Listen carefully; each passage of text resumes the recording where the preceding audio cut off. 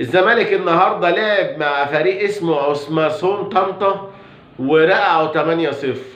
والزمالك بيعمل صفقات قوية جدا، بيبني فريق الأحلام. هنقول لكم في آخر الفيديو على صفقات نادي الزمالك. طبعا النهارده ليفربول بتلعب من غير صلاح وحالتها تبكي، بس كانت مغلوبة 1-0 وتعادلت وجابت الجون الثاني. دلوقتي ليفربول كسبانة 2-1. يلا خلي ابننا صلاح يلعب وهو مبسوط. حرقان في الاهلي من صفقات الزمالك ومن مد فتره القيد. طبعا ده ما كانش بقرار من الاتحاد المصري لكره القدم، ولكن كان بقرار من الفيفا. كل الانديه تقدر تستفاد من مد فتره القيد، ولكن الحرقان الاهلاوي من الصفقات اللي بيعملها نادي الزمالك، الصفقات المدويه اللي هنتكلم عنها زي ما قلت في اخر الفيديو. منتخب مصر بيستعد، وابو صلاح بيحفز لاعيبه المنتخب، وبعد طبعا زياره الرئيس السيسي ليهم عشان نفوز ببطوله افريقيا. معانا منتخبات قويه جدا، معانا الكاميرون ومعانا غانا ومعانا كوتيفوار ومعانا نيجيريا ومعانا طبعا الجزائر والمغرب وتونس. ولكن احنا ثقتنا في رجالتنا ملهاش حدود، ومنتخب مصر ان شاء الله هيشيل الكاس عشان يبقى اول كاس افريقيا يشيلها محمد صلاح، اللي قدر انه يوصل لكاس العالم زي ما قلنا في الفيديوهات اللي قبل كده، ولكن لسه لحد دلوقتي ما كسبش بطوله افريقيا. النادي الاهلي وجماهير النادي الاهلي عامله ثوره عشان خاطر مد فتره القيد، وكأن اتحاد الكوره بيمد فتره القيد عشان الزمالك، مش عشان خاطر ان ده قرار من الاتحاد الدولي، عشان الانديه تقدر تقوي نفسها ويبقى في منافسه قويه.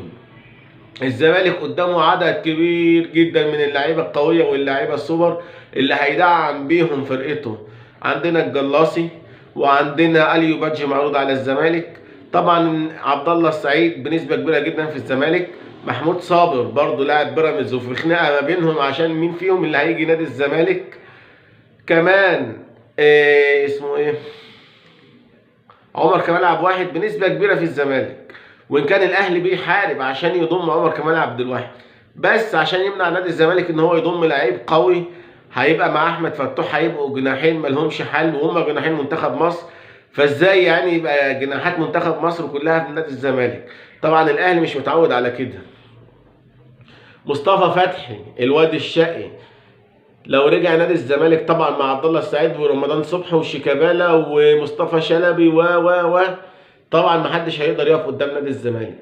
بنتمنى ان شاء الله ان نادي الزمالك يقدر يعمل الصفقات دي عشان يقدر يقف على رجليه مرة تانية ويقدر ينافس على كل البطولات، وان شاء الله يفوز ببطولة الدوري وبطولة كاس الكونفدرالية وكاس السوبر الافريقي. ومش بعيد اكون نادي الزمالك كل فترة بيعمل له فريق احلام، زي شفنا الفريق اللي كان فيه بن شرقي وساسي والونش وابو جبل واللعيبه اللي قدرت انها تكسب الاهلي 3 وتكسب كل الفرق وتحط على كل افريقيا وتكسب الكونفدراليه وتكسب السوبر الافريقي وكسبت الدوري سنتين ورا بعض. بنتمنى ان شاء الله ان السيناريو ده يتكرر تاني. بشكركم، وما تنسوش تشتركوا في قناتنا صيادين النيل وتعملوا لايك للفيديو وتشاركوا. بشكركم والى اللقاء في مزيد من الفيديوهات.